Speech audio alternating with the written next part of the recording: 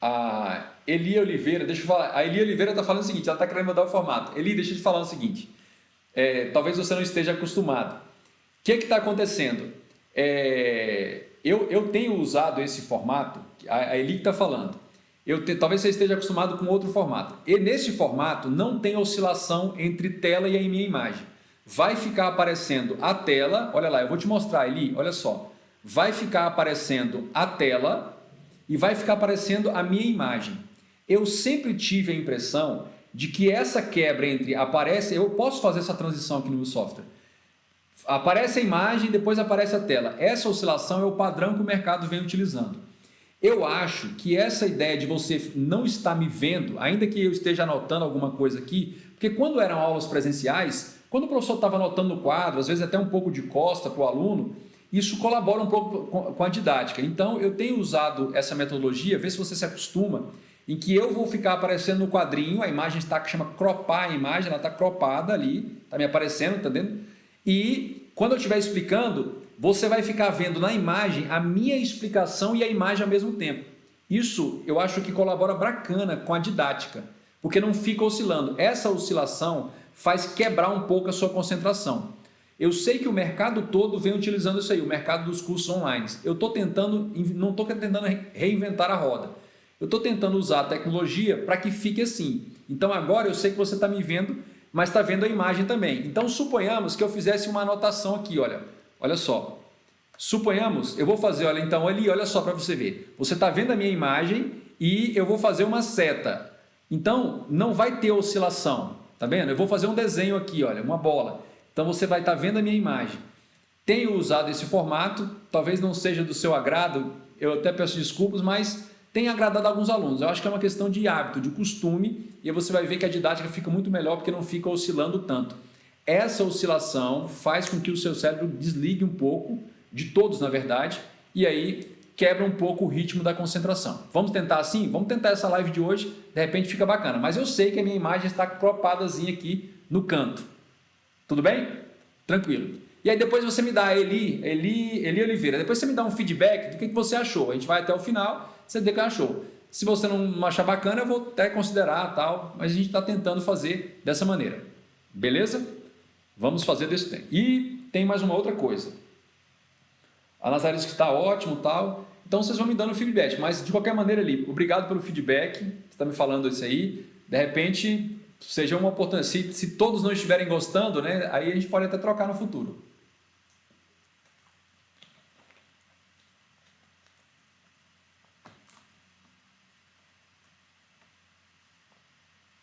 Ficou ótimo agora? Então, eu não sei o que aconteceu antes ali. Tava assim, é porque tava duas imagens. Antes ele estava assim, tinha uma imagem e tinha um... E eu vou mostrar para vocês, ó, para eu usar a mesa digitalizadora, ela vem com essa luvinha aqui, ó, esse frufru aqui, que na verdade é para deslizar a mão para ver se a letra fica menos ruim. Muito bem, já estouramos o tempo em 2 minutos. Vamos começar agora, acabou. Quem está no Instagram, corra lá para o canal do YouTube, porque a gente começa agora. Então, vamos lá, como se a gente estivesse começando do zero aqui agora, olha lá. Iniciando agora a nossa live no projeto Vou Ser Concursado da Secretaria de Educação do DF, para você que almeja conquistar uma das vagas ou de professor temporário ou de professor efetivo, nós estamos com esse projeto aqui. Fui convidado por essa equipe maravilhosa de professores, criando e customizando um projeto para você que está estudando para professor. A gente entende muito a sua realidade, a gente sabe que muitas vezes, ou a maioria das vezes, você professor não é aquele professor concurseiro de carteirinha. Você não está estudando o tempo todo para todo tipo de concurso como os outros. Você tem o sonho e a aspiração de continuar se preparando para conquistar um cargo público na área que você escolheu como profissão, de educador, de professor. E aí nós formamos esse grupo de professores que entende essa lógica, que a preparação tem de ser diferenciada porque você, na maioria das vezes, não é concurseiro de carteirinha. Você até pode ser, vai te ajudar muito mais e a gente vai fazer essa preparação focada. A minha disciplina entra aí como uma disciplina importante, porém secundária, porque é a principal, conhecimentos pedagógicos e outros, mas estamos aqui na frente de Direito Administrativo e Lei Complementar 840 para te ajudar a trilhar esse passo a passo, mesmo você não sendo aquele concurseiro de carteirinha que vem estudando para todos os concursos que abrem. Às vezes você é professor de escola particular, você é professor em outro estado, mesmo sendo professor público, e você não vem regularmente estudando para concurso. Você vem se atualizando para se preparar para o concurso do cargo de professor. E aí nós entendemos essa realidade que muitos de vocês passam na hora de se preparar para concurso público. Às vezes vocês pegam um curso, uma preparação, que estão mais acostumados a trabalhar com concurseiros de carteirinha. E talvez a metodologia não seja customizada, adequada para você. Sem mais delongas, para quem ainda não me conhece eventualmente, professor Emerson Caetano está aqui, olha. As minhas redes sociais, podem me acompanhar lá, conteúdos gratuitos praticamente todos os dias. O nosso tema de hoje é a Lei Complementar 840, lembrando que essa lei é do ano de 2011, Lei Complementar 840. Ela dispõe sobre o regime jurídico dos servidores públicos civis do Distrito Federal, das autarquias e das fundações públicas distritais. Então, só lembrando, não vale para empregados públicos. Não vale para empregados públicos das empresas públicas, eu estou abreviando, EP, empresa pública. E não vale para empregados públicos da Sociedade de Economia Mista. SEM, estou abreviando, Sociedade de Economia Mista. Porque esses agentes distritais, eles são regidos pela CLT, são empregados públicos. Feito isso, a gente já avança para a análise das questões. Antes de entrar na análise da questão propriamente dito, eu quero dizer o seguinte para vocês. As bancas que possivelmente você vai enfrentar, Sebrasp ou Quadrix, elas trabalham eminentemente com a necessidade de você memorizar a integralidade ou alguns trechos ou algumas informações da lei seca. Como é a melhor forma de trabalhar isso aí? Você tem de ter uma superexposição variada e diversificada a esses conteúdos. Professor, que coisa louca. Você vai ter de ler a lei seca, dê um tempinho no ônibus, no horário do banco, lê a lei seca.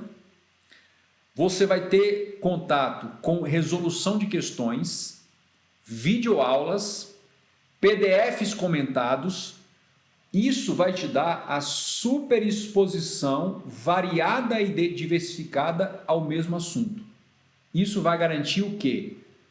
Vai potencializar a sua capacidade de memorização. Porque eu vou te mostrar nas questões agora que no fundo não tem muita teoria, não tem muita complexidade, não tem muita jurisprudência.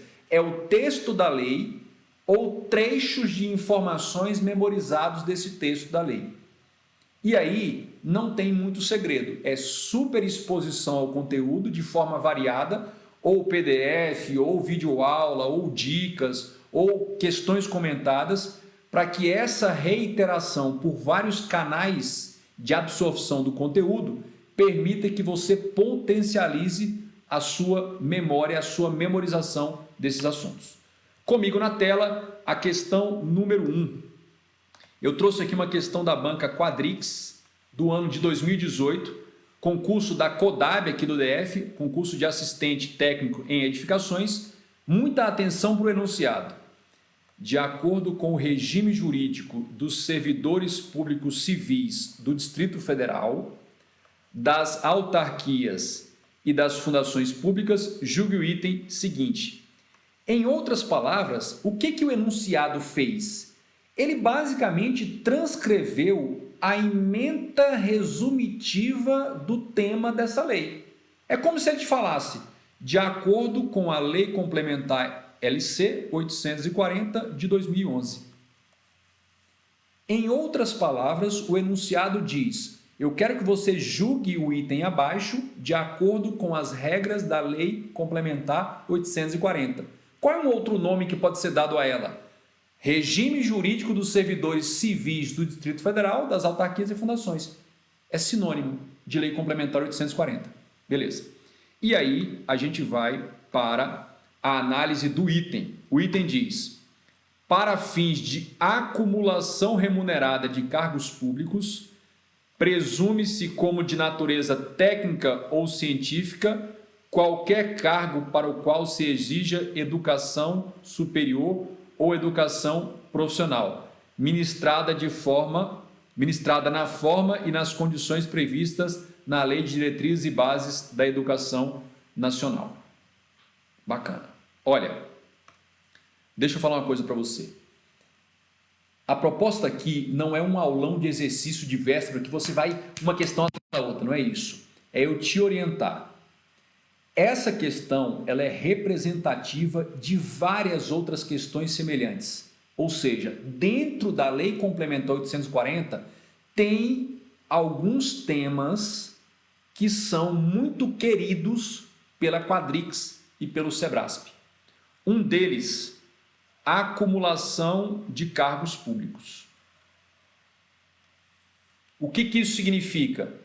Que dentro do conjunto total da lei, com as suas centenas, são mais de 200 artigos, centenas de artigos, dê uma atenção especial aos poucos artigos que tratam desse tema. Então, a acumulação de cargos públicos. O seu concurso vai cobrar Constituição Federal e vai cobrar Lei Complementar 840. A minha dica: quando você for estudar esse tema, estuda a Lei Complementar 840, eu já vou ler os artigos, eu já mandei para vocês, você tem aí no comentário.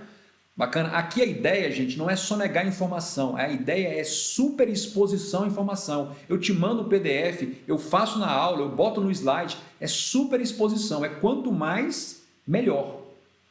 Mas o artigo 37, inciso 16 e 17, já coloquei 17, eita, só um palito aqui, é 16 e 17 da CF/88. Porque esses dois incisos do artigo 37 da Constituição Federal tratam justamente da acumulação.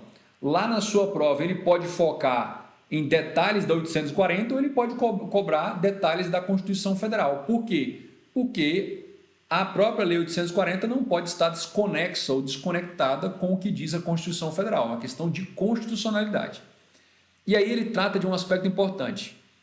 Presume-se, é uma presunção. Essa presunção não é absoluta, é uma presunção relativa. Presume-se como de natureza técnica ou científica qualquer cargo público para o qual se exija educação superior. Qual é o detalhe? Olha só, lá no artigo 37, inciso 16 da CF, diz que, havendo compatibilidade de horários, é o primeiro requisito, havendo compatibilidade de horários, você pode acumular um cargo de professor com outro técnico ou científico.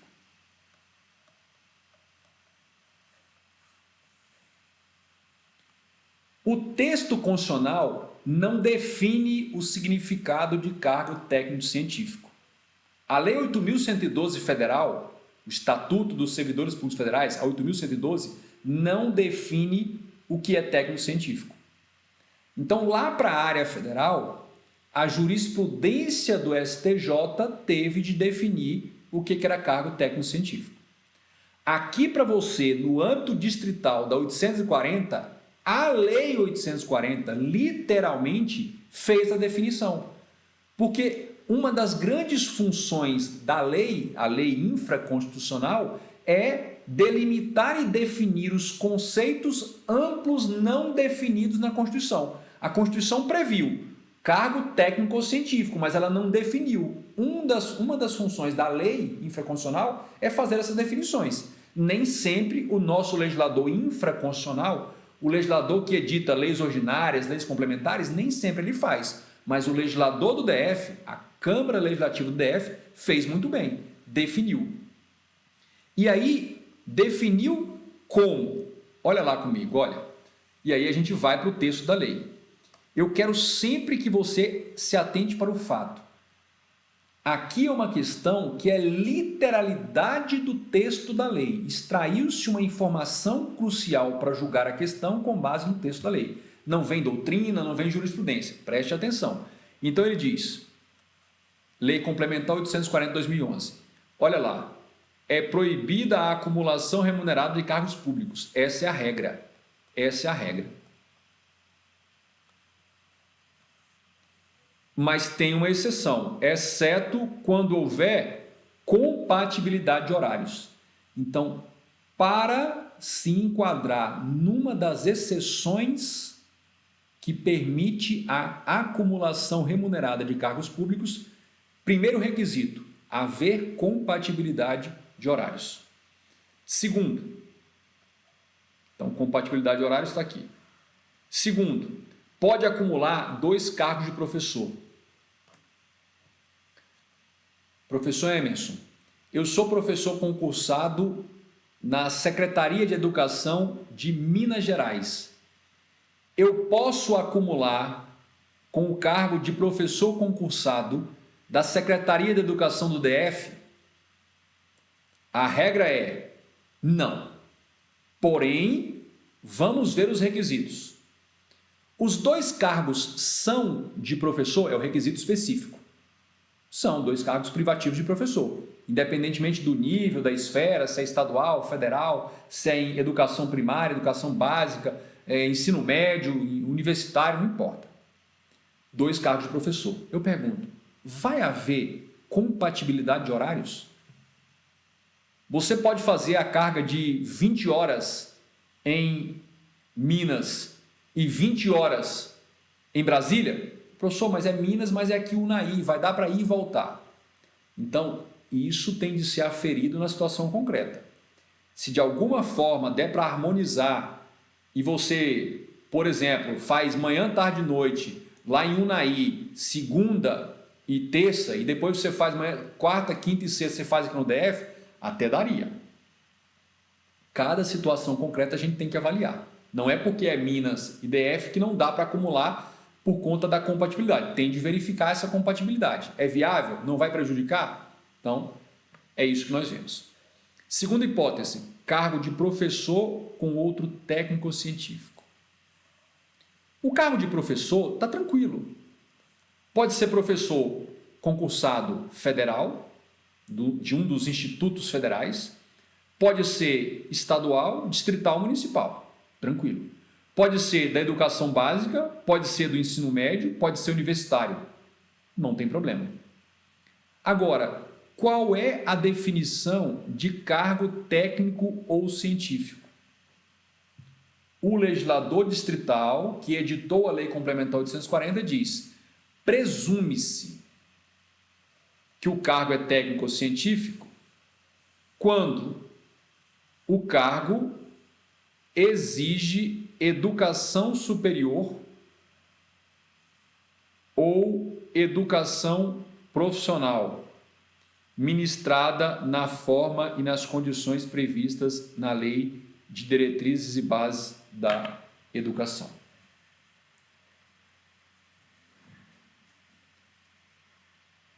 Por favor, atenção aqui comigo. Se você vai fazer o concurso de professor, mas você se encaixa num daqueles exemplos que eu dei de concurseiro de carteirinha, e isso não é algo negativo, é algo até positivo, ou seja, de repente você quer até acumular, você vem estudando porque você quer pegar professor e um outro. Parabéns para você. Você está explorando todo o seu potencial. Bacana. Os outros podem não estar fazendo essa opção. Mas se você vem estudando para concursos federais, você aprendeu o seguinte: pela jurisprudência do STJ, relativa à Lei 8.112 federal, o STJ entende que cargo técnico ou científico, para fins da 8.112, não 840, para fins da 8.112, federal, cargo técnico ou científico, para fins de acumulação, é aquele que exige qualificação específica, habilidade específica para exercê-lo, não necessariamente nível superior. O que o STJ entende? Que o cargo de auditor da Receita, que é nível superior, ou auditor federal de controle externo do TCU, que é nível superior, esses dois cargos, diz o STJ, analisando a 8.112, o STJ diz, eles não podem ser acumulados com cargo de professor. Por quê? Porque para o STJ não basta ser nível superior. E esses dois cargos que eu mencionei, auditor da Receita e auditor federal de controle externo, apesar de serem nível superior, mas podem ser na área de contabilidade, direito, economia, psicologia. Eu já tive aluno formado em psicologia que passou para auditor federal de controle externo do TCU. Pedagogia. Então, cuidado para você não confundir essa bagagem de conhecimento que você traz lá da 8.112 conjugada com o STJ para a 840. Na 840, se o cargo exige nível superior, seja qual for a área de formação, ele é acumulável, presume-se que ele é técnico científico e ele é acumulável com o cargo de professor. Entendeu a sacada? Bacana. Então, essa dica aqui vai especialmente para quem já está estudando para a área federal e quando chega na 840 pode levar um deslize por conta dessa diferença de posicionamentos. Aqui não tem dúvida. Tranquilo em relação a isso? Posso avançar para a próxima questão. Próxima questão, vamos aí. Banca Quadrix, ano 2018, concurso da CODAB, assistente técnico em edificações, e o enunciado diz: de acordo com o regime jurídico dos servidores públicos civis do Distrito Federal, das autarquias e fundações, julgue o item seguinte, ou seja, o mesmo enunciado da questão anterior. E aí vem o item. O item diz: ao entrar em exercício, o servidor nomeado para cargo de provimento efetivo fica sujeito ao estágio probatório pelo prazo de 3 anos, período no qual não poderá a administração pública lhe conceder licença não remunerada ou autorizar o seu afastamento sem remuneração, salvo nos casos de afastamento para serviço militar ou para exercício de mandato eletivo. Gente, me responda uma coisa.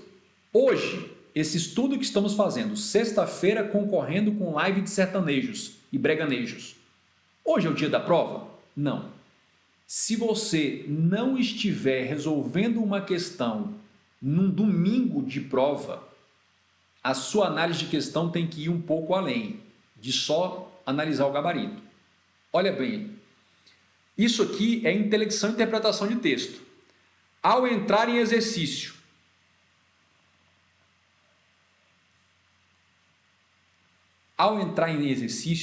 inicia a contagem de 2 prazos simultaneamente.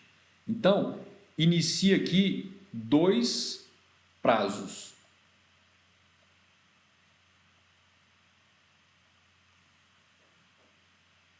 O prazo do estágio probatório é P, estágio probatório, anota aí, e o prazo para a estabilidade.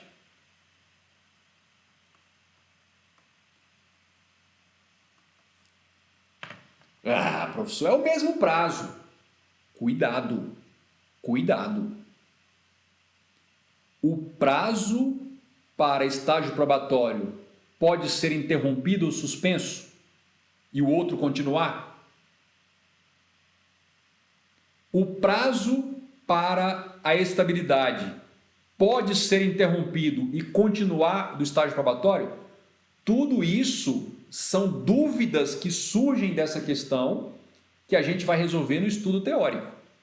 Então, todo o estudo teórico que nós vamos trazer para vocês é para municiar vocês, ou municiar você, das definições e dos conteúdos jurídico-teóricos necessários para analisar, compreender e julgar a questão. Então, ao entrar em exercício, a gente sabe que abre a contagem do estágio probatório. Quando ele é nomeado para cargo de provimento efetivo. Muito cuidado, porque pode ter nomeação para cargo em comissão. Você conhece no DF, cargo em comissão. São chamados DFs, né? DF tanto, DF tanto. Quem é nomeado para cargo em comissão ou só para cargo em comissão, não abre contagem de estágio probatório, não abre contagem de estabilidade.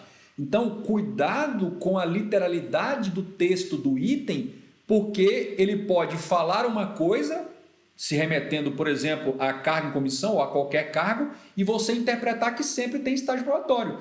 Não presuma que sempre ele está falando de cargo efetivo. Pode ser cargo em comissão.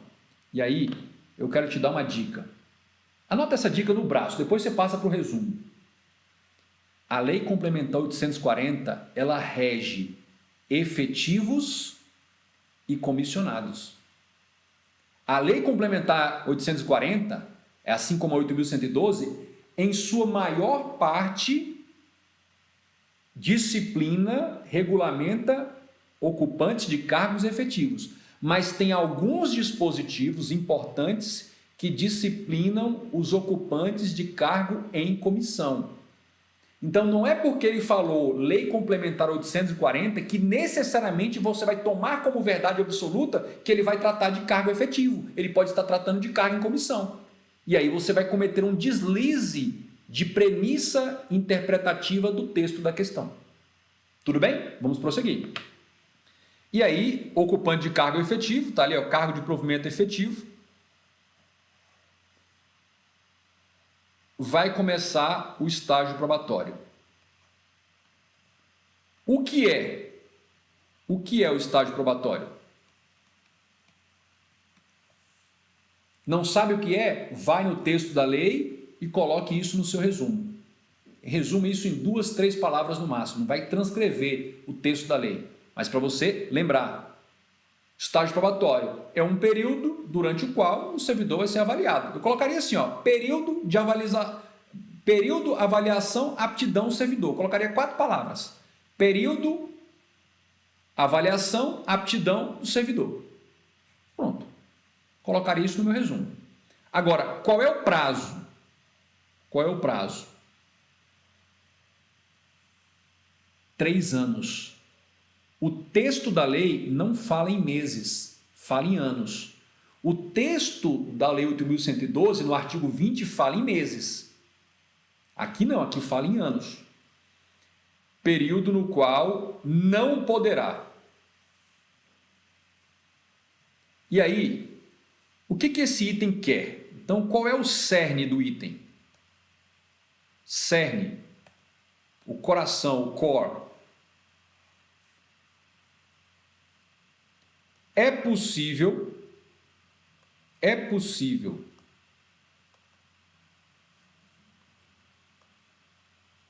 licença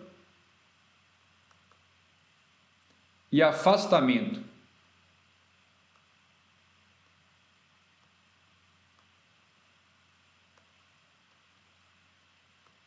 durante o estágio probatório?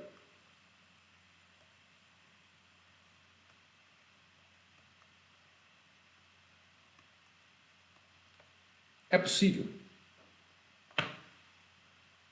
Ainda que eu não tivesse essa aula preparada, na minha cabeça de professor, especialista em concurso, na minha cabeça já está tranquilo. Eu ia fazer uma planilha em que eu iria resumir para vocês quais são as licenças, a duração delas, se é com ou sem remuneração e se ela pode ser concedida no estágio probatório. E por que eu farei essa planilha? Porque é para ficar bonito o caderno? Não, porque as questões cobram isso.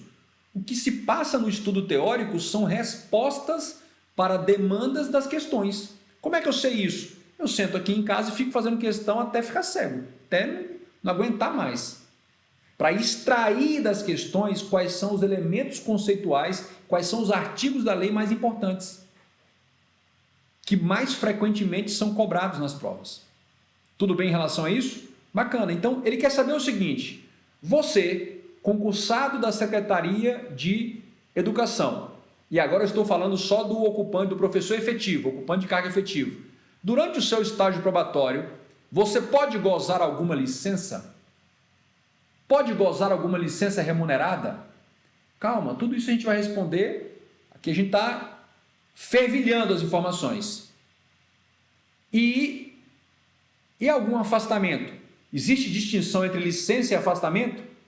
Qual é o rol das licenças? Qual é o rol dos afastamentos? Tudo isso necessário para a questão. E ele diz: o período no qual não poderá a administração lhe conceder licença não remunerada. Ou seja, não se pode conceder licença não remunerada para o servidor.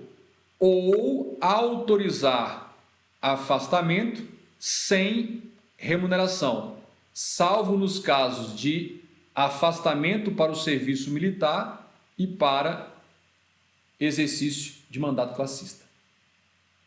Então está dizendo, o que está dizendo a questão? Durante o seu estágio probatório como professor efetivo, nenhuma licença sem remuneração você terá. Porque licença remunerada você vai ter, licença por motivo de doença da pessoa da família. A gente vai ver isso. Agora, o que fica claro aqui? Que durante o seu estágio probatório, zero. Nenhum afastamento sem remuneração pode ser concedido, mas tem duas exceções. Então vejam, para licenças não remuneradas não tem exceção. Você não vai ter direito a nenhuma delas. Agora, afastamento não remunerado você pode ter dois. Para o serviço militar obrigatório e para o exercício de mandato eletivo. É o servidor que é eleito deputado distrital, prefeito lá na sua cidade, o que seja. Tá aí. Tranquilo? Esse item é um item correto. O item anterior é correto, esse também é correto. Primeiro correto, esse correto. Vamos ver o fundamento. Olha lá, ó, fundamento na lei. Vamos ver se há necessidade de ir para a doutrina ou jurisprudência. Olha disso. Artigo 22 da lei. Ao entrar em exercício, literalidade, o servidor nomeado para a carga efetiva, literalidade, fica sujeito a estágio probatório de 3 anos. Ou seja, a primeira parte da questão foi uma transcrição do texto da lei, artigo 22. E aí diz, o artigo 25, é vedado à administração, é proibido, conceder licença não remunerada ou autorizar afastamento sem remuneração ao servidor em estágio probatório. E aí o parágrafo 1º traz exceção, que é o seguinte, só para afastamento. Excetua-se o afastamento para serviço militar e para mandato eletivo. Vamos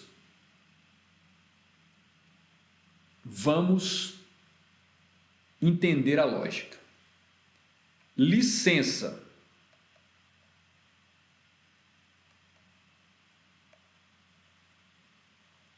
Licença é diferente de afastamento.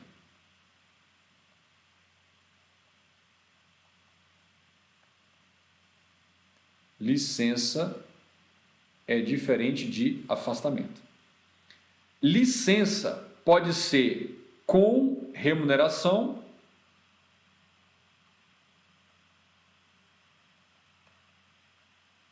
e a licença pode ser sem remuneração.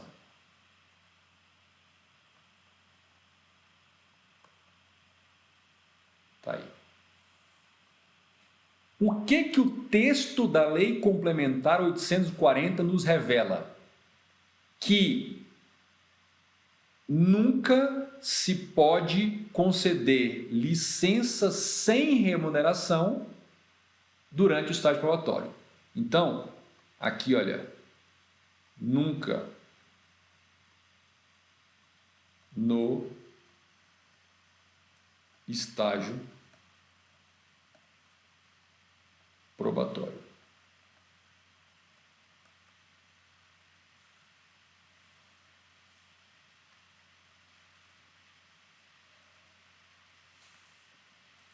E aqui, com remuneração, algumas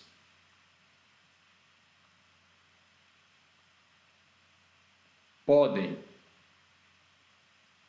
no estágio probatório.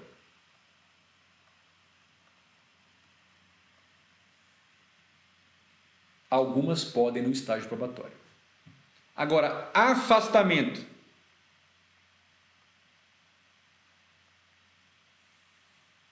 Afastamento. Nós temos afastamentos com remuneração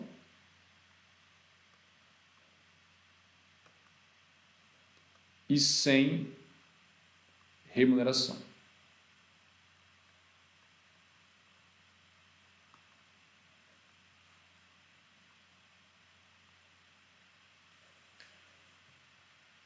Sem remuneração, é possível o sem remuneração no caso de serviço militar e no caso de exercício de mandato eletivo.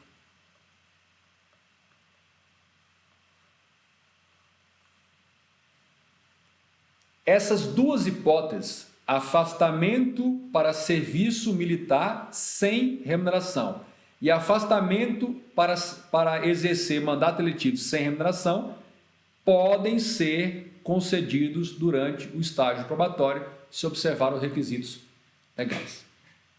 Simples assim. Bacana?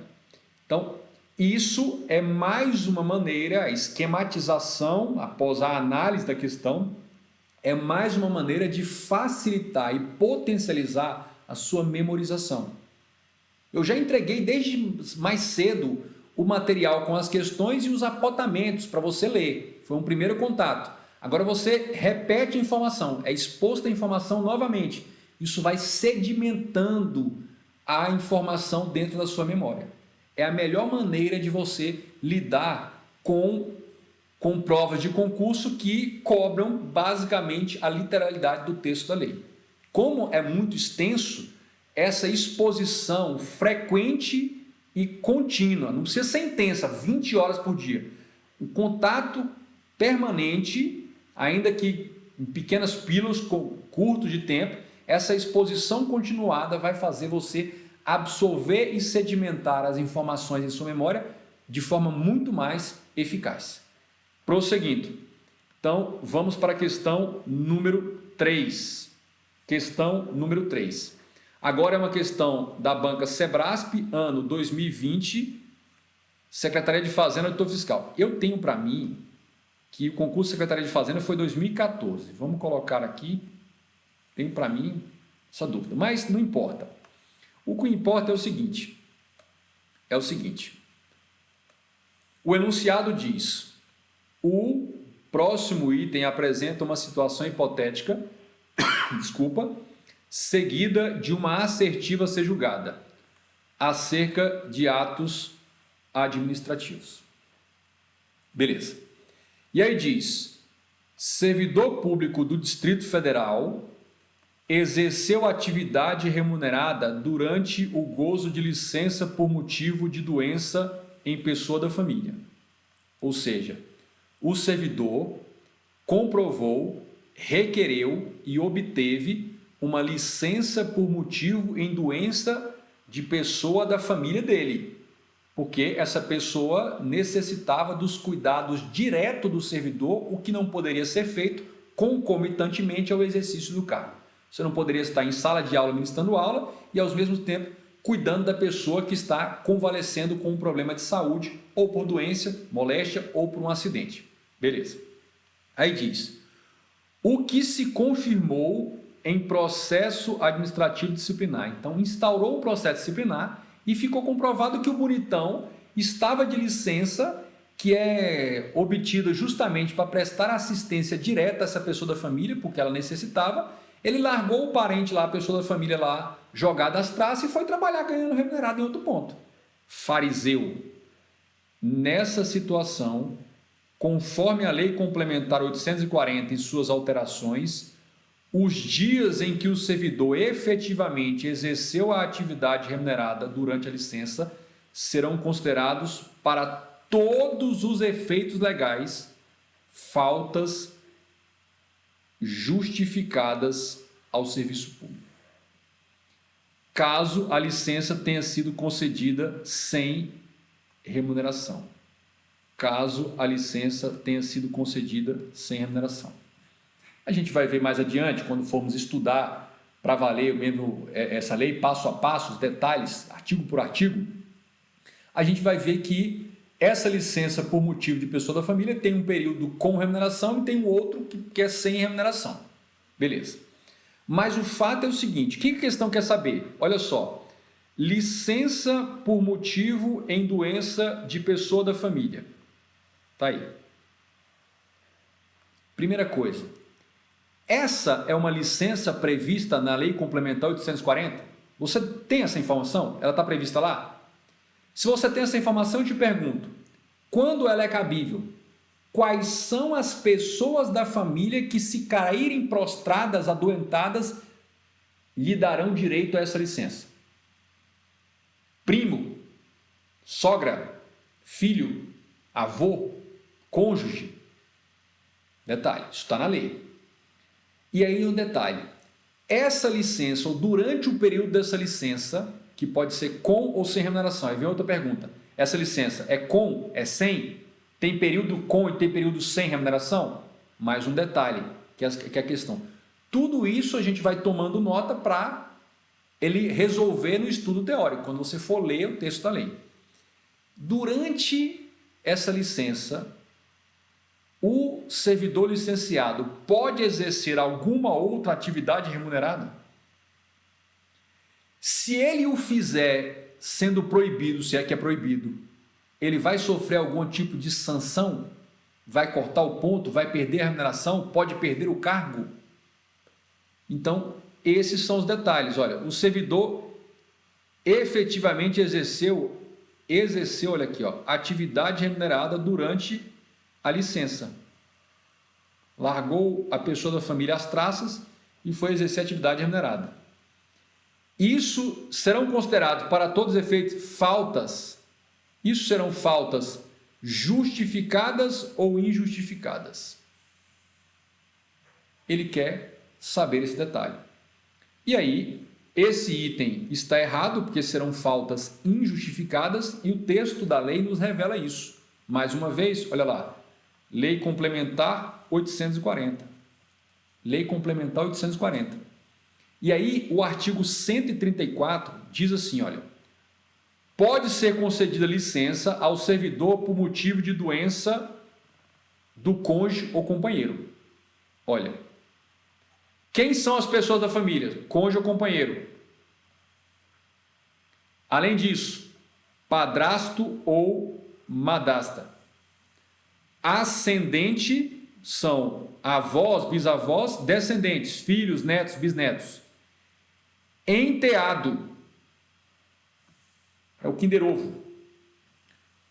Colateral, consanguíneo ou afim até o 2º grau civil.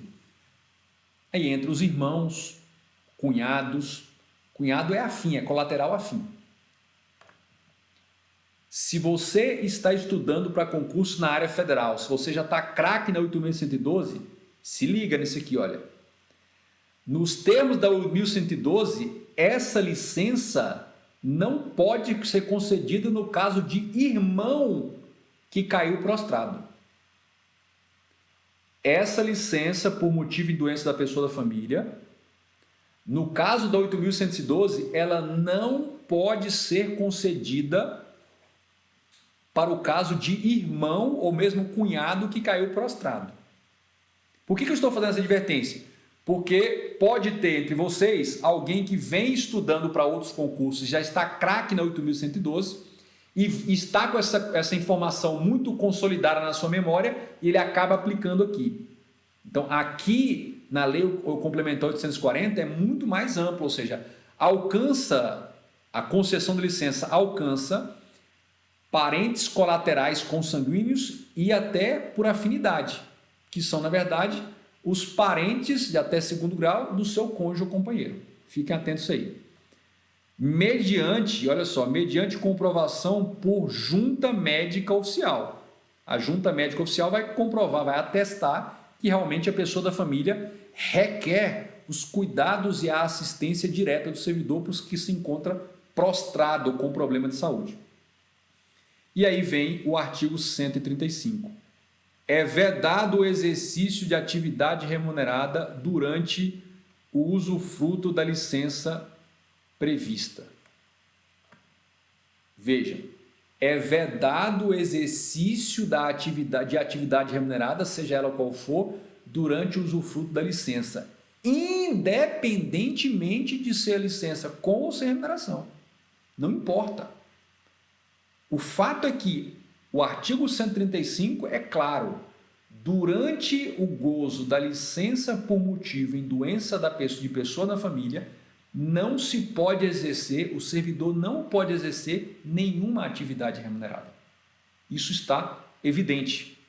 E aí, para complementar, vem o parágrafo único que diz: são considerados como faltas injustificadas ao serviço para todos os efeitos, inclusive para o efeito de abandono de cargo público, para o efeito de inassiduidade habitual, para efeito de perda da remuneração, para efeito de não contar para fins de aposentadoria, para efeito de não contar para estágio probatório, para todos os efeitos, para não contar para promoção.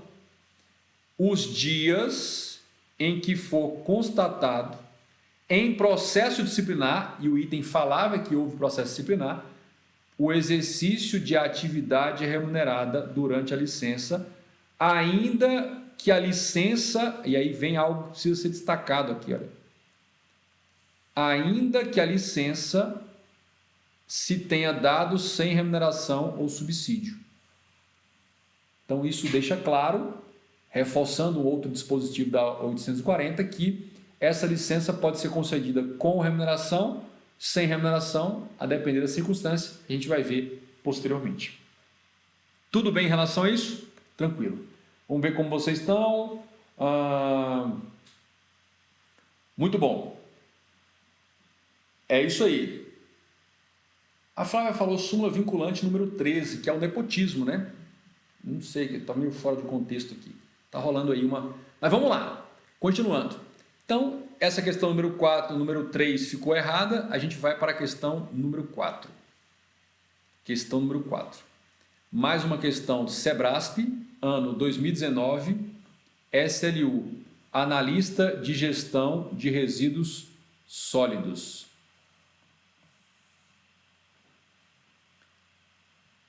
Você percebeu que, comparativamente em relação a Quadrix, o enunciado ou mesmo o item das questões de Sebrasp são mais extensos? No começo da prova, você pode investir 30 segundos do seu tempo para dar uma folheada nos itens, nas páginas da prova e verificar se os itens não são muito extensos, tanto o enunciado como os itens. Por quê? Porque se você perceber que em sua maioria os itens são extensos, isso vai demandar mais tempo para ler.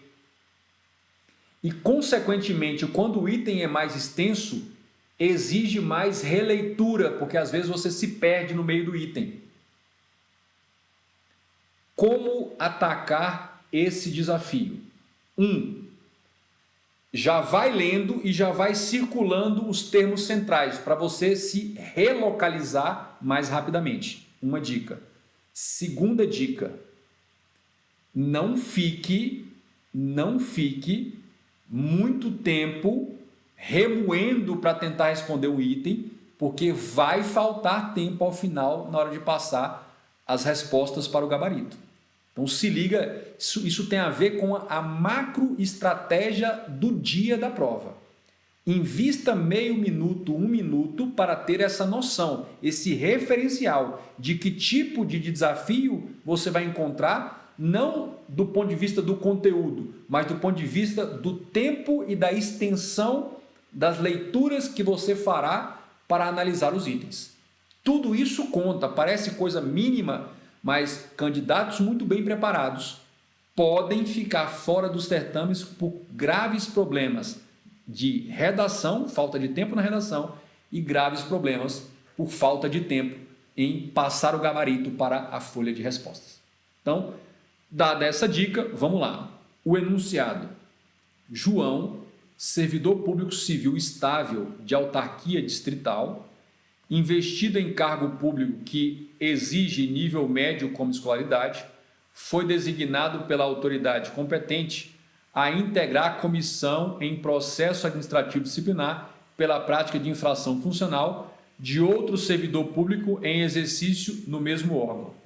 Entretanto, João recusou-se a integrar a comissão sem apresentar qualquer justificativo. E aí diz: com referência a essa situação hipotética, julgue o próximo item, considerando as disposições da Lei Complementar 840. João recebeu uma designação para cumprir uma função que faz parte das atribuições do seu cargo, ele se recusou. Então, no fundo, ele está se insubordinando em relação a uma ordem de serviço, uma ordem hierárquica legítima. Ele poderia se insurgir contra a ordem manifestamente ilegal, não é o caso. A ordem, a designação que lhe foi dada para integrar uma comissão de PAD não é manifestamente ilegal. Encontra-se dentro do rol de suas atribuições. Bacana. E aí, a gente vai para o item. O item diz: neste caso, a comissão processante deverá ser composta necessariamente por 3 servidores estáveis designados pela autoridade competente. Aqui, ele quer saber de você o seguinte, comissão processante, também chamada comissão do PAD, do processo administrativo disciplinar. Quantos membros deverá ter essa comissão? A lei diz? Sim. Esse é um detalhe que tem que fazer parte lá do seu resumo, da sua revisão. Deve ser composto necessariamente por 3 servidores. Está correto. Necessariamente 3 servidores. E eles têm que ser estáveis. Se fala que eles são estáveis, para ser estável, necessariamente tem de ser ocupante de cargo efetivo. Então, nós estamos falando de ocupante de cargo efetivo. Necessariamente ocupante de cargo efetivo. Designado pela autoridade competente. Quem vai ser a autoridade competente para designar os servidores? A mesma autoridade com competência legal para investigar e punir aquela infração. Então, a autoridade a quem a lei confere poderes para aplicar as sanções e, consequentemente, instaurar o procedimento investigativo, o PAD, é essa autoridade que, ao baixar a portaria de instauração do processo disciplinar, ela vai designar os 3 servidores estáveis e, portanto, ocupantes de cargo efetivo que comporão a comissão. Muito bem, então este item aqui está correto. 4 está correto. E vamos ao fundamento legal. Mais uma vez, a gente vai na nossa Lei Complementar 840, está aqui, artigo 229. A sindicância ou o processo disciplinar é conduzido por comissão processante de caráter permanente ou especial. Você vai encontrar uma quantidade de questões falando que sindicância não exige comissão e processo disciplinar exige comissão. Está errado. Tanto na sindicância quanto no processo disciplinar, você vai ter uma comissão processante e essa comissão ela pode ser em caráter permanente, ou seja, aquele órgão já tem uma comissão que ao longo do ano faz todos os processos, ou uma comissão especial, ou seja, uma comissão para cada processo que se tiver necessidade de instaurar. O parágrafo 1º. A comissão é composta por 3 membros, tanto na sindicância quanto no processo disciplinar. 3 servidores estáveis, designados pela autoridade competente. Vejam que, mais uma vez, nós trocamos de banca, trocamos de cargo, trocamos de ano, mas continua cobrando o assunto na literalidade do texto da lei. Como é que se resolve isso?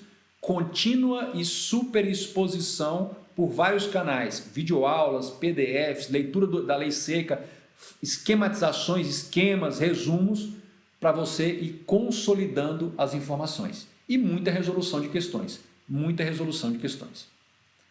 Prosseguindo. Questão número 5. Questão número 5. Mais uma vez, a questão Sebrasp, ano 2019, concurso do SLU, analista de gestão de resíduos sólidos. O enunciado diz o seguinte: com base nas disposições do regime jurídico dos servidores civis do DF, das autarquias e das fundações, então deu o nome de batismo da lei e deu o número da lei, Lei Complementar 840 e suas alterações, julgo o item a seguir. E aí a gente vai para o item. Servidor público concursado que sofrer acidente que lhe reduza a capacidade de trabalho, vejam que não é eliminar, é reduzir a capacidade de trabalho. Sendo essa condição comprovada em inspeção médica, deverá ser readaptado para exercer atividades compatíveis com sua limitação, conforme a habilitação do concurso público que houver prestado, sem diminuição de sua remuneração. Aqui são várias informações, mas vamos lá. O que é importante você destacar? Primeiro, servidor público concursado. Quem não é concursado, ou seja, concursado é o mesmo que dizer o quê? Ocupante de cargo efetivo. Servidor concursado é sinônimo de ocupante de cargo efetivo. O servidor concursado, portanto, o servidor ocupante de cargo efetivo, sofre um acidente. Não precisa ser acidente de trabalho. Anota isso. Não necessariamente precisa ser acidente de trabalho. Pode ser um acidente de trabalho? Pode. Mas pode ser um acidente qualquer. Uma queda de motocicleta, um acidente de veículo, desabou uma laje na cabeça, por aí vai. O fato é que esse acidente, comprovadamente por inspeção médica, isso é requisito, reduziu a capacidade de trabalho. Não é eliminou, não é retirou a capacidade laboral, porque se tiver eliminado, aí não é readaptação, vai ser aposentadoria por invalidez, com proventos proporcionais. Então, reduziu a capacidade de trabalho. Normalmente é assim. A redução que ele sofreu não permite que ele exerça mais aquele cargo. Vamos supor que o professor sofreu um acidente automobilístico, vários estilachos de vidro ou ferro entraram aqui na sua garganta, ao final ele sobreviveu, graças a Deus, não teve nenhuma lesão motora nos braços e perna, nenhuma lesão na cabeça, mas perdeu a voz ou perdeu a condição de dar aulas falando por algumas horas ou minutos. Ele até tem a fala, mas não com condições de reiteradamente. E o diagnóstico médico pela inspeção médica é: Se ele for para a sala de aula e ficar falando, ele vai comprometer totalmente a sua fala, a sua capacidade de falar, a sua voz. Então ele não consegue exercer a função de professor, mas dentro do nível de escolaridade do concurso que ele prestou, ele pode ser readaptado para funções adequadas à sua limitação. Na área de secretaria escolar, na área da parte administrativa escolar, e aí deverá, aí aqui fala deverá ou poderá. Se for deverá, é direito do servidor.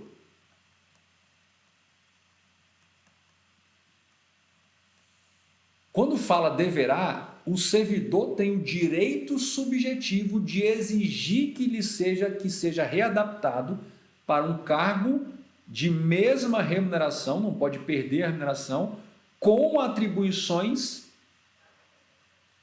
compatíveis com sua limitação. E aí a junta médica, a inspeção médica vai avaliar e atestar essa compatibilidade das atribuições do novo cargo com suas limitações físicas ou motoras ou psíquicas. Deverá ser readaptado. E aí vem o Instituto da Readaptação. A readaptação é forma dúplice. Vamos apagar aqui, tinha um erro. Dúplice ou comum. Forma dúplice, sim. Dúplice por quê? Porque esse único ato publicado no Diário Oficial do DF, esse único ato, vai gerar duplo efeito no tocante ao cargo. Vai gerar a vacância em relação ao cargo de professor do qual ele está saindo e vai gerar provimento, preenchimento. É um provimento derivado, provimento no cargo para o qual ele está sendo readaptado. Um único ato com dúplice efeito gera vacância e provimento ao mesmo tempo. Vacância no cargo de onde ele está saindo porque não tem mais condições físicas de exercê-lo e provimento no cargo para o qual ele está sendo readaptado, onde ele vai ter condições físicas de exercê-lo. Simples assim. Tudo bem? Para exercer atividades, olha aqui, atividades compatíveis com sua limitação, conforme a habilitação no concurso, ou seja, se ele fez um concurso para nível superior, eu tenho que respeitar primeiro o nível de escolaridade e segundo, uma afinidade entre áreas. Tudo bem? Se eu tenho um servidor da área contábil, eu não vou readaptá-lo para a área jurídica. Tudo bem? Mas eu posso readaptá-lo para uma área administrativa, por aí vai. Tranquilo? Suponhamos que ele é professor de língua portuguesa, ele foi readaptado para uma função administrativa que ele trabalha com revisão de textos, redação de textos, aí tem uma certa afinidade, é só uma questão de treinamento. Que houver prestado sem, e aí vem importante, sem diminuição de sua remuneração. Gente, essa aqui é uma garantia,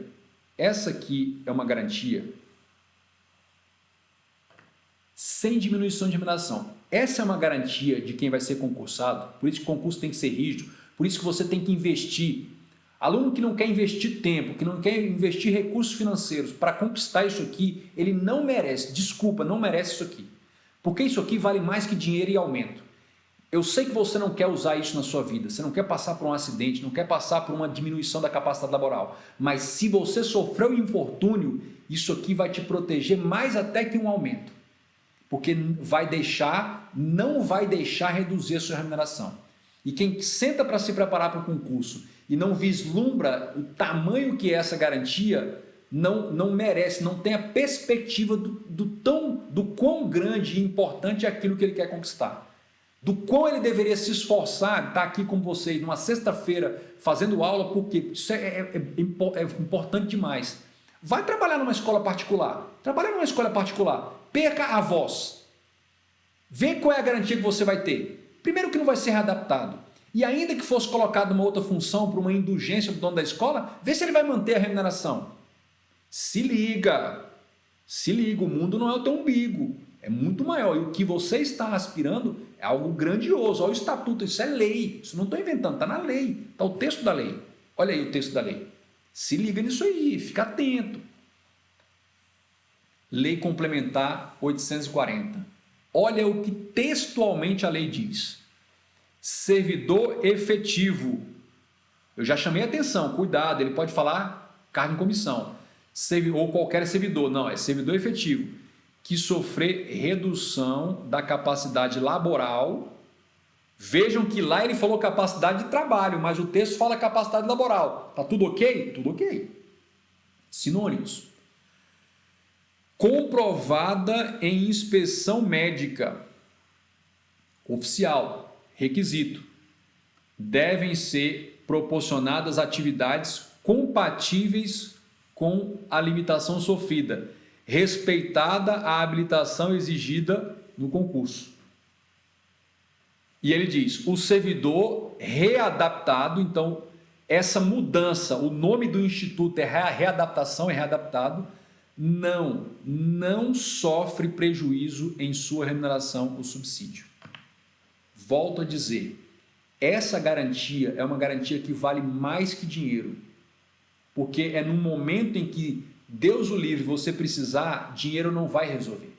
O que vai resolver é a proteção de uma carreira estável e contínua que se adapte a você e não você ser expurgado por um infortúnio que você sofreu, um acidente, quer no trabalho ou fora dele. Se ligou nisso aí? Vamos lá. Continuando. Questão número 6. Questão número 6.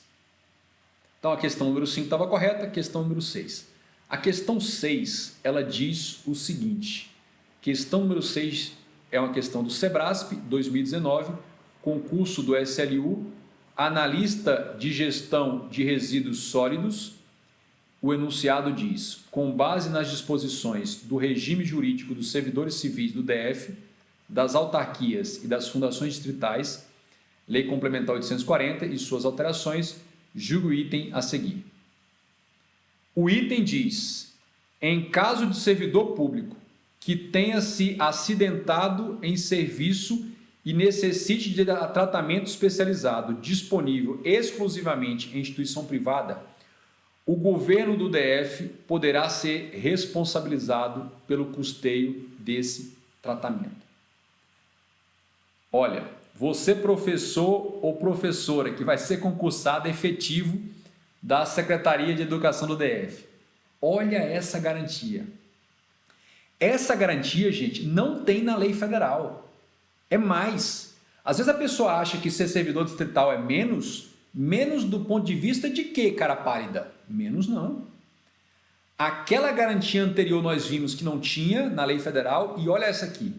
Então, olha para cá. Preste bem atenção. Servidor que tenha se acidentado. Aqui é acidentado em serviço.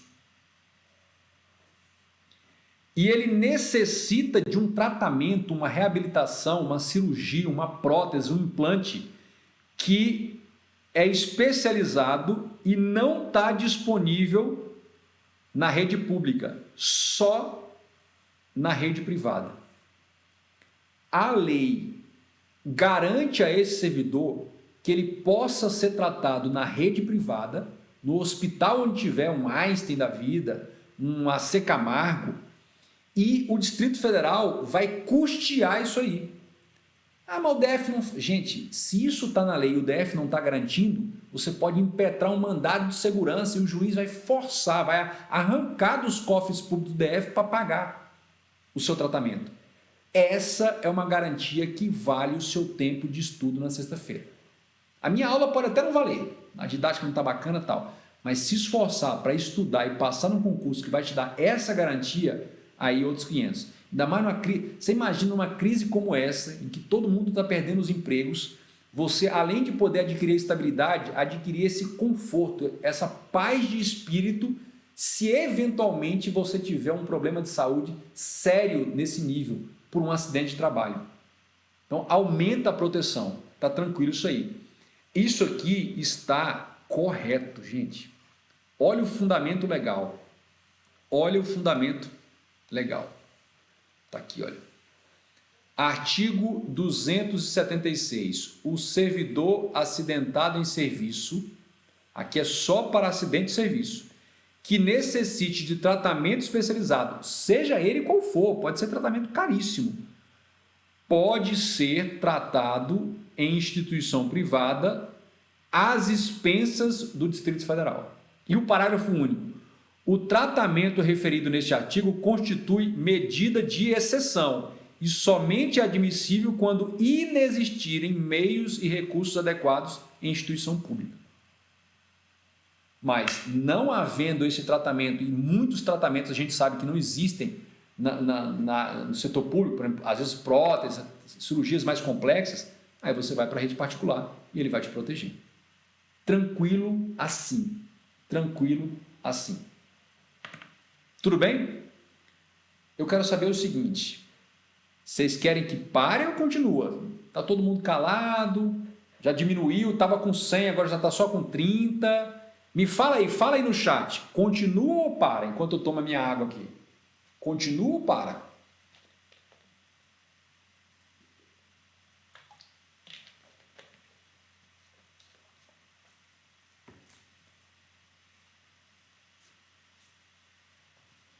Nada foi dito, nem um grilo no chat. Quem cala, nega. Quem cala, consente. Para. Bacana. Estão mandando continuar. Que gabarito é esse, gente, que tá tranquilo aí? Continue. Calma, depois a gente passa o gabarito, mas tá tranquilo, tá indo. Depois a gente revisa com vocês o gabarito. Quem ficar até o final, os guerreiros até o final, revisam o gabarito. Beleza, 7. 7 questão Sebrasp, 2019, SLUDF, analista de gestão de resíduos sólidos. O enunciado é o mesmo. E aí a gente vai para o item. Em se tratando de servidor que esteja respondendo a processo administrativo disciplinar, em razão do cometimento de infração disciplinar, eventual pedido de exoneração do cargo ou de aposentadoria voluntária apresentado antes da conclusão do prazo para a defesa escrita deve ser indeferido. É o seguinte, o servidor que está respondendo por infração disciplinar,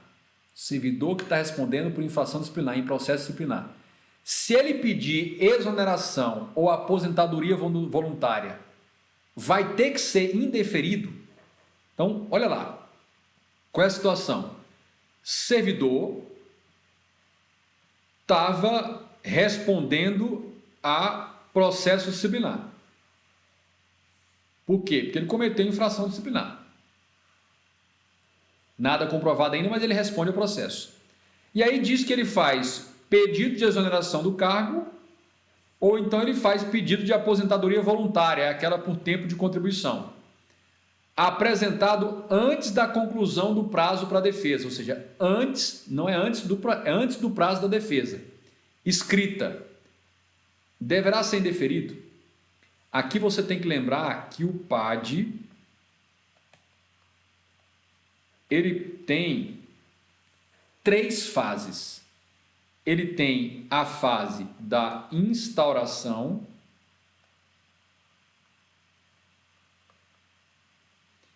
ele tem a fase do inquérito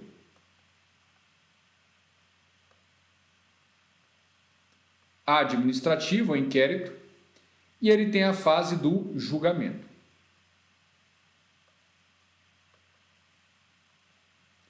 E aqui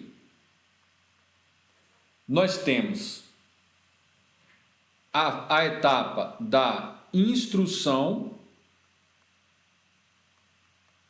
probatória. nós temos defesa escrita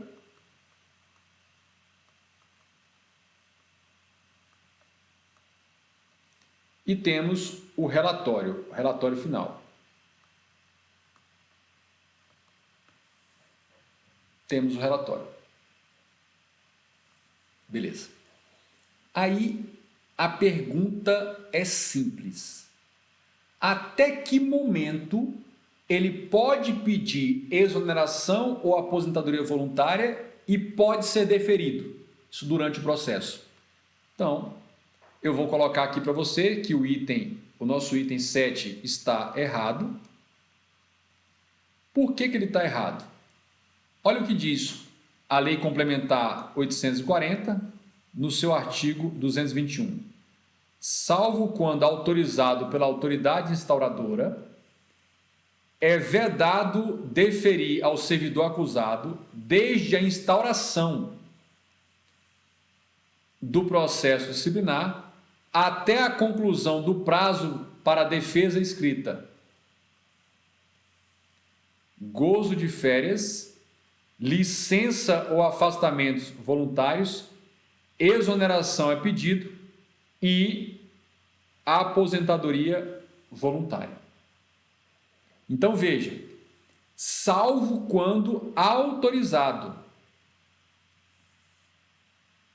Então, se for autorizado, pode ser deferido depois. Então, salvo quando autorizado pela autoridade instauradora, é vedado deferir desde a instauração do processo. Até quando? Até a conclusão do prazo para a defesa escrita. Só que o item fala o seguinte, olha lá. Olha o que diz o item. Em se tratando de servidor que esteja respondendo a processo administrativo disciplinar, em razão do cometimento de infração disciplinar, eventual pedido de exoneração ou de aposentadoria apresentado antes da conclusão. Olha, o pedido, então, antes da conclusão do prazo para defesa escrito. Então, não é um pedido que tem que ser apresentado antes, só pode deferir antes. Óbvio que o pedido já tem que ser antes, mas o deferimento só pode ser feito antes da conclusão da defesa escrita, salvo a autorização pela autoridade instauradora. Daí o erro. Mais um ponto importante dessa lei complementar 840. Vamos para a oitava questão. CESP, SLU, o mesmo enunciado, o item diz o seguinte. O que o item diz? Servidor público que tiver sido exonerado de seu cargo permanecerá responsável administrativamente pelos atos praticados no exercício desse cargo, observado o prazo prescricional. O que nós estamos falando aqui? Tem aquele espertão, servidor, que quando ele começa a ser processado, ou mesmo antes de ser processado, o que ele faz? A coisa vai feder, ele pensa. A bomba vai estourar. A bandalheira que eu fiz vai recair sobre mim. Aí ele vai lá e fala, eu vou pedir exoneração, porque aí eu me livro do processo, me livro de punição mais grave, peço exoneração. Aí ele vai, pede exoneração, pede para sair. Só que ele vai permanecer responsável administrativamente pelos atos praticados no exercício desse cargo, observado o prazo prescricional. Porque não é só a perda do cargo que tem punição. A gente vai ver que existem outras punições, outras sanções, além da perda do cargo. Então, esse item aqui, olha, você vai colocar correto. Czinho aqui, está correto. Olha o que diz a Lei Complementar 840. Olha aqui. A responsabilidade administrativa disciplinar, apurada na forma da Lei Complementar 840, resulta de infração disciplinar cometida por servidor no exercício de suas atribuições, em razão delas ou com elas incompatíveis. Aí vem o parágrafo primeiro. A responsabilidade administrativa do servidor, observado o prazo prescricional, permanece em relação aos atos praticados no exercício do cargo. Permanece após a exoneração, após a aposentadoria e após vacância em razão de posse em outro cargo inacumulável. Em outras palavras, se o servidor pede exoneração e consegue exoneração, se ele pede aposentadoria e consegue aposentadoria, seja ela qual for, e se ele pede posse em cargo inacumulável por conta de outro concurso, isso não o faz se livrar da responsabilização administrativa. Ele pode continuar sendo processado, pode iniciar o processo disciplinar contra ele depois e ele pode sofrer algumas sanções. Claro que não a perda do cargo, mas ele vai sofrer outras sanções. Uma delas é a cassação da aposentadoria. Cassa, fica sem aposentadoria. Então, fiquem atentos a isso. Aproveitando, já que falou em prazo prescricional, vamos perguntar o seguinte: qual é o prazo prescricional para punir o servidor? Então, o servidor cometeu uma infração disciplinar. Qual é o prazo que a administração tem, a administração distrital, suas autarquias e fundações, para instaurar o procedimento e efetivamente punir? Olha, 5 anos quando a infração for sujeita a demissão, destituição de cargo em comissão, cassação de aposentadoria ou disponibilidade. Então, se a infração disciplinar cometida submeteria ou submete o servidor à demissão, cassação de aposentadoria ou disponibilidade, destituição de cargo em comissão, prescreve em 5 anos. A contar de quando? Calma, a gente vai colocar a partir de quando conta. Além disso, o prazo vai ser de 2 anos, prescrição, se prescreve, a administração não vai poder punir mais, quando a infração disciplinar for sujeita à suspensão. E o prazo vai ser de 1 ano no tocante à advertência. Cuidado, cuidado. Cuidado por quê? Porque a Lei Complementar 840/2011, nesse quesito, é diferente da Lei 8.112/90. Por que eu estou sempre fazendo essa comparação? Porque alguns de vocês, ou até muitos de vocês, estão estudando para outros cargos e estão estudando 8.112, pode fazer essa confusão. No caso de advertência, eu estou falando aqui para caso de advertência, olha, eu vou destacar aqui, esse meu comentário é para essa hipótese aqui, olha. Esse meu comentário é essa hipótese, que eu grifei em amarelo. Beleza. Na Lei Complementar 840, no caso de advertência, a prescrição é 1 ano. No caso da Lei 8.112, a prescrição é por 180 dias. Então, na Lei 8.112, no caso de infração sujeita à advertência, prescreve muito mais rápido. Na verdade, na metade do tempo. Na 840, 1 ano. Essa é uma distinção. Fiquem antenados para esse detalhe. Beleza. Prosseguindo, a gente vai abordar agora quando começa a correr o prazo. Ou seja, aqueles prazos de 5 anos, 2 anos e 1 ano, 5, 2, 1, 5, 2, 1, esses prazos começam a ser contados de onde? O prazo de prescrição começa a correr da primeira data em que o fato ou ato se tornou conhecido pela chefia da repartição onde ele ocorreu.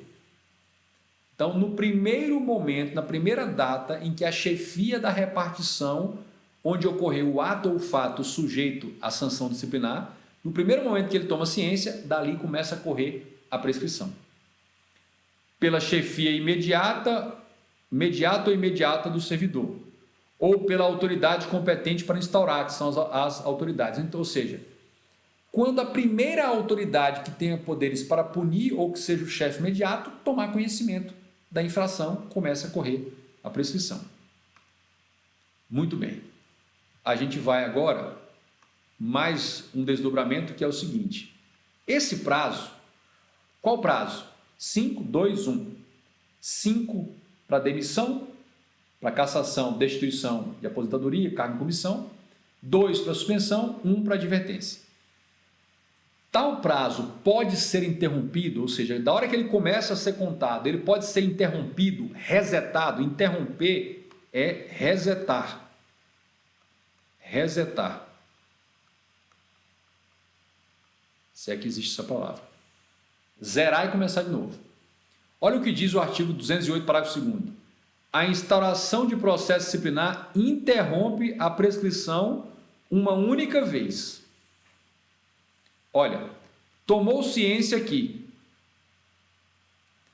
passaram-se 4 anos de um prazo para demissão. Aí aqui começa o PAD. PAD.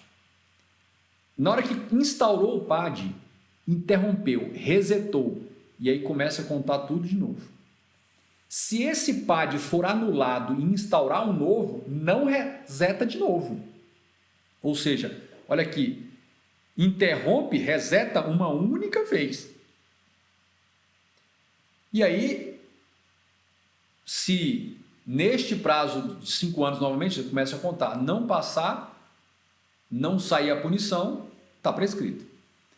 Parágrafo 8º, não, parágrafo 3º do artigo 208. Interrompida a prescrição, sua contagem é reiniciada. Por que eu falei resetar? Reiniciar. Começa do zero. Depois de esgotados os prazos para a conclusão do processo disciplinar, previsto nessa lei, concluídos o prazo, se houver, o prazo de prorrogação, se houver. O que está falando? É assim, ó. Tomou ciência aqui foi a ciência. Suponhamos que o prazo era de 5 anos, né? Aí passaram 4 anos. Aí aqui foi instaurado o PAD. Beleza. Durante esse período aqui da cobrinha, não conta. Ou seja, na hora que instaura o PAD, reinicia, zera, reseta, aqueles 4 anos, vai começar do zero de novo, mas durante os prazos previstos em lei, incluindo as prorrogações, para concluir o prazo, ou seja, o prazo do inquérito mais o prazo para julgamento, somados esses prazos, durante esse prazo da tramitação do PAD, do processo disciplinar, não conta prazo nenhum, está interrompida, está pausada. Quando concluir o prazo para o PAD, se o PAD não foi concluído, aqui reinicia a contagem. Reinicia a contagem. Então, da ciência até a instauração, conta. Se não passou o prazo de prescrição, quando instaura o PAD, reseta. E durante o PAD, que são os seus prazos mais prorrogação, prevista em lei, durante o prazo em que tramita legalmente o PAD, não conta nada.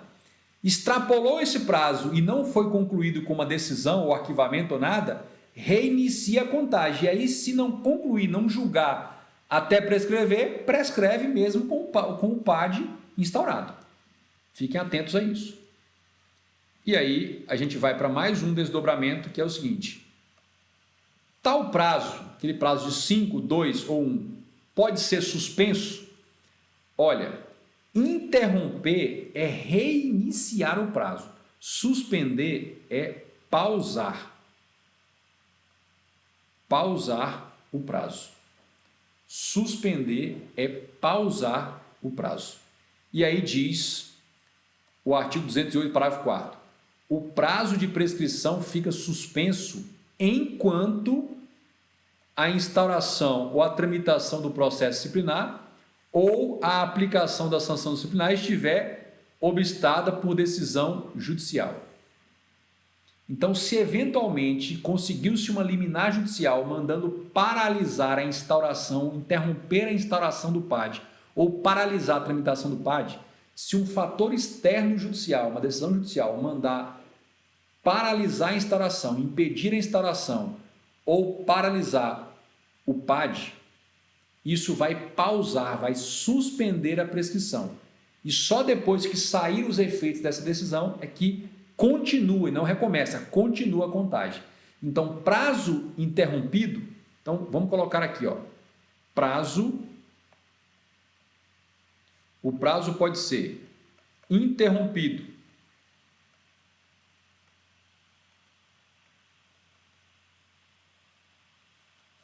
ou o prazo pode ser suspenso. Quando o prazo é interrompido, ele reinicia do zero. E o prazo suspenso, ele pausa e continua de onde parou.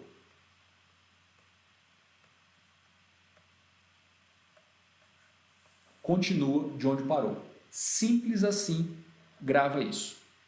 Tudo bem? Vamos lá. Questão número 9. Questão 9 diz, mesma banca, mesmo cargo, enunciado é o mesmo, vamos direto para o item. Servidor que cometer infração disciplinar ao proceder com conduta profissional classificada como erro de procedimento, será submetido à sanção disciplinar se a conduta for caracterizada cumulativamente pelo prejuízo moral, seja este relevante ou irrelevante. Aqui tem um detalhe. Só para reforçar, a questão 8 o gabarito era certo, viu? Questão 8 o gabarito certo, agora a questão 9. Olha aqui. Olha aqui. Vamos já até colocar aqui, essa 9 o gabarito está errado. Então, olha, o servidor cometeu um erro de procedimento. Ele tinha que proceder da maneira X e ele procedeu da maneira Y. O procedimento Y não é ilegal, não é crime, não é infração disciplinar. O procedimento Y só não é o adequado. Você tem o procedimento A, procedimento B. Cada um adequado para a situação. Ele usou o procedimento inadequado. O procedimento inadequado em si, ele não é ilegal. Ele só não é adequado para aquela situação. Aí ele cometeu um erro de procedimento. Ele será submetido à sanção disciplinar se a conduta for caracterizada cumulativamente, ou seja, além de erro erro procedimental, causou um prejuízo moral. Um dano moral. Isso aqui é dano moral. Prejuízo moral é o mesmo que dano moral. E ele diz, e ele vai ser responsabilizado se cumulativamente o dano moral for relevante ou irrelevante. Aí está errado. Ele só vai sofrer sanção disciplinar se cumulativamente houve erro de procedimento com dano moral, com prejuízo moral relevante. Se o dano moral é irrelevante aqui, olha, aí ele não responde. Se o dano é irrelevante, é não sanção disciplinar.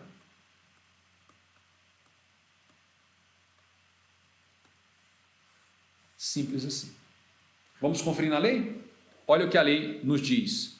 Lei Complementar 840. Fica isento, não receberá, fica isento de sanção disciplinar o servidor cuja conduta funcional classificada como erro de procedimento seja caracterizada cumulativamente, ou seja, além de erro de procedimento,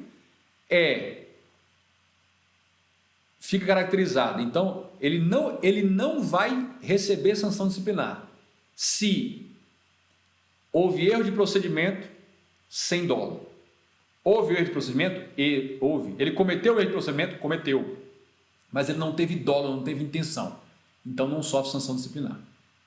Segundo, houve erro de procedimento e houve eventualidade do erro. Isso não é comum, isso não é frequente.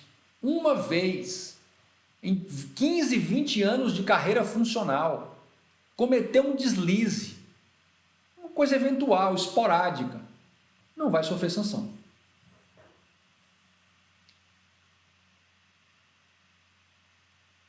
Além disso, ofensa ínfima aos bens jurídicos tutelados. Houve erro de procedimento? Houve. Mas o prejuízo moral, o dano moral foi ínfimo, coisa muito trivial, muito parte do cotidiano. Releva-se. E a outra coisa, ele cometeu um erro procedimental, só que o prejuízo foi irrelevante.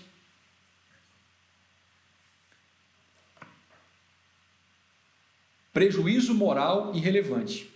Então, prejuízo moral é para prejuízo para a intimidade, privacidade, o sentimento da pessoa. Ofensa ínfima a bem jurídico tutelado é a coisa mesmo. Um prejuízo muito mínimo.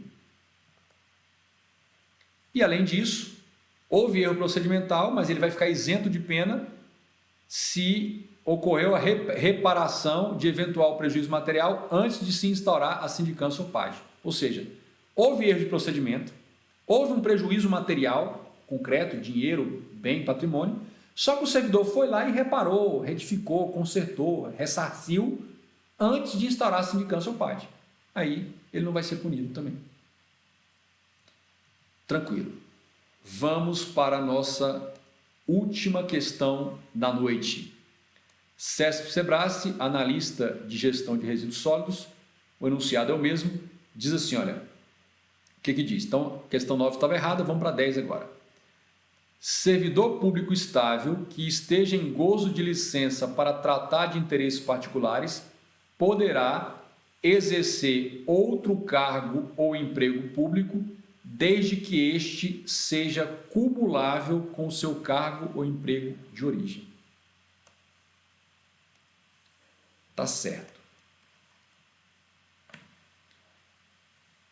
Professor, quem exerce cargo público efetivo, se ele tirar uma licença para tratar de interesses particulares, licença essa que é sempre sem remuneração, ele pode trabalhar na iniciativa privada? Sim, desde que essa sua atividade na iniciativa privada não seja incompatível com as funções do cargo. Vou dar um exemplo. Quem trabalha em agências reguladoras na área de regulação não pode tirar licença e aceitar um emprego, uma consultoria, um trabalho nas empresas do setor que ele regulava. Seria uma incompatibilidade, um exemplo. Então, não havendo essa incompatibilidade, ele pode exercer. Agora a pergunta é, professor, tirei licença para tratar de interesse particular. Eu posso exercer um outro cargo público? Pode. Desde que esse outro cargo ou função pública seja acumulável se você estivesse exercendo os dois. Tranquilo isso? Sem problemas. Facílimo em relação a isso aí. Muito bem. Olha, espero que vocês tenham gostado desta nossa live. Faremos muitas outras. Semana que vem nós vamos ter live novamente. Trouxe aqui algumas questões emblemáticas de temas que são frequentemente cobrados por essas duas bancas, Sebrasp e Quadrix, em matéria de Lei Complementar 840. O pontapé para estudo já foi dado, então os outros professores, cada dia da semana um professor está fazendo uma live como essa. A mim coube o encargo de pegar a sexta-feira concorrendo com o sertanejo. Muito obrigado pela participação de vocês. Me sigam lá nas redes sociais, ó, porque aqui olha, ainda tem até a questão, o fundamento. Eu respondi tanto que eu até me empolguei aqui. Olha aqui a questão.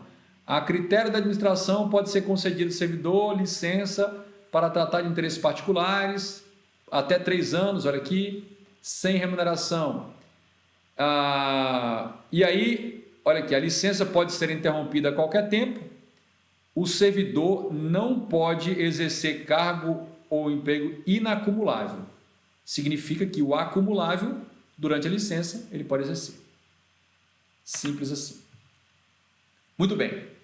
Então, encerrando aí com chave de ouro, muito obrigado pela participação de vocês, espero que vocês tenham gostado. Esse vídeo vai ficar gravado aí no canal do Vou Ser Concursado, do nosso projeto, Vou Ser Concursado, Secretaria do DF. Recomendem para amigos, aqueles que eventualmente não tiveram a oportunidade de acompanhar a live aqui hoje, mas é importante você acompanhar a live, é outra emoção, você fica mais concentrado, mais ali.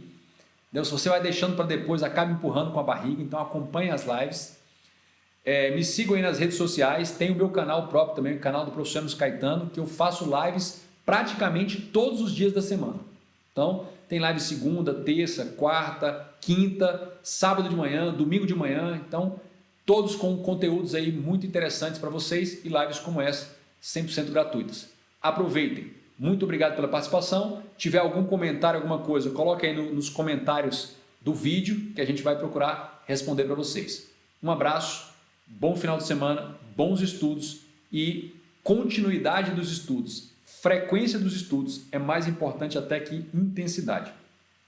Em vez de você focar no número de horas que está estudando por dia, foque no mínimo dias sem estudar, no mínimo de dias sem estudar ao longo do semestre e do mês. Então, zerar o número de dias que você não estudou pelo menos um minuto, uma hora, e não se preocupar tanto com 10, 15, 20 horas estudando. Foque na frequência para chegar à excelência e não na intensidade para chegar na estafa e na desistência. Bacana? Um abraço, muito obrigado.